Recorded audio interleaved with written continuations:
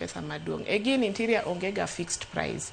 Nikech inyalo yudo tile mar 1,800 tinyalo yudo tile mar 10,000 ineno.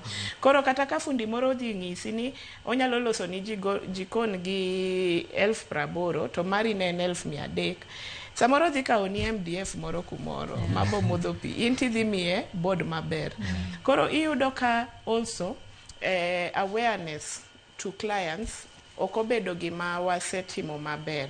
Onego bed ni kata ka sama watimo quotations ni client ing'ise, anyalo loso ni jikondni gi 1,150 be anyalo loso ni go gi 500. Koro in miyiero gimidwaro mondo kata ka wadu cha obiro to wacho ni en gi 1,150 tayari ni iseng'iso client ni kama e kaka nyalo bedo to onyalo dhi as far as kama. Wan gi jikonde ma wasetimo up to 33 million. Jikon achiel mar ng'ato. Mano jikon. Koro iyudo ka industry nigi varieties and exposure nikech watimo ga nyaka outsourcing abroad ni clients. Koro iyudo ka client ng'isi an adwaro gimoro Italy, adwaro gimoro Turkey, adwaro gimoro kata China girigo. To in idwa pimo to ng'ato ng'isi ni an adwani tim na jikoni to an gi 100. Ok wakata because also nyaka wane and protect the brand. Anyalo timo ni gimoro mar 150 ndio, lakini what am I doing to the brand?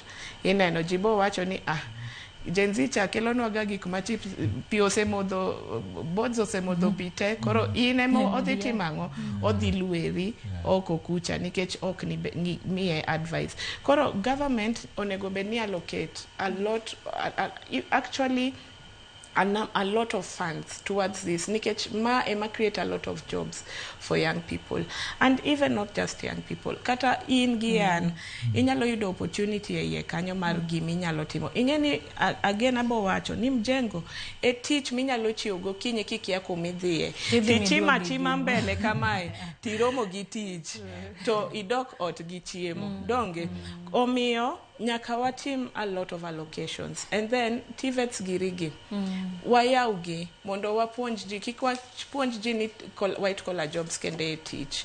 We still need those people, but tem mondo ing'e skill moro mopogore gi mari mar office cha mondo iyud kaka inyalo konyri kaka dhano, because a lot of companies be mantie miyo ji white collar jobs go. King'iyo en inono maber, another 30% e company no pod gin mana jolwedo ineno. So at the end of the day, kawa dwaro maber gi population ma wan go gi a lot of rural to urban migration ni. Mondo watimang'o, wa allocate pesa, wapuonj ji tich, to wan joma wasetelo ni jomoko. Wabed very intentional gi deliberate mondo watimang'o wamak lwetgi. You only can mako lwet ng'ama dwaro ni mak lwete. So koro wa encourage people ni ma ok en tich marach. Dong kause waneno marach. Dong wan funde. To wan kae waneno maber, warwakre maber, wawuotho oko kucha until ang'isi ni an fundi. Kiyude site gi overall ok ibing'eyo ni an fundi, lakini kiyude site an aketo gypsum atimang'o ineno. To kibing'eyo ni an kiyude site aidho malake to gypsum ibo wuoro ineno. So at the end of the day kase wuok oko kae kaka Felix ng'ie paro be kamedo aparo ni sirikal aparo osetimo mathoth okwanya blame sirikal nikech ingen piny be